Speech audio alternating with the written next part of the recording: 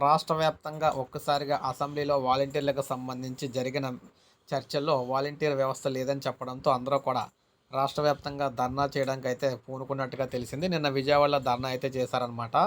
కూటమి ప్రభుత్వం వాలంటీర్లకు ఇచ్చిన హామీని ఇక్కడ నిలబెట్టుకొని వారిని విధుల్లో కొనసాగించాలని ఏపీ గ్రామ వార్డు వాలంటీర్స్ యూనియన్స్ రాష్ట్ర ప్రధాన కార్యదర్శి ధనలక్ష్మి గారు డిమాండ్ చేశారు. విజయవాడలోని ధర్నా చౌక్లో నిర్వహించిన ధర్నాలో మాట్లాడారన్నమాట. వాలంటీర్లకు ఉద్యోగ భద్రత కల్పించడమే కాకుండా 10,000 వేతనం ఇస్తామని, బకాయిలు చెల్లిస్తామని ఎన్నికల్లో ఇచ్చిన హామీపై ఇప్పుడు నోరు మెదపకపోవడం విచారకరమన్నారు. కూటమి ప్రభుత్వం వైఖరితో రాష్ట్రంలో 2,60,000 మంది వాలంటీర్లు రోడ్డున పడ్డారని వాపోయారు. ఆడపడుచులకు అన్యాయం చేయనని చెప్పిన ఉప ముఖ్యమంత్రి పవన్ కళ్యాణ్ నేడు మహిళా వాలంటీర్ల గురించి మాట్లాడకపోవడం బాధాకరమన్నారు.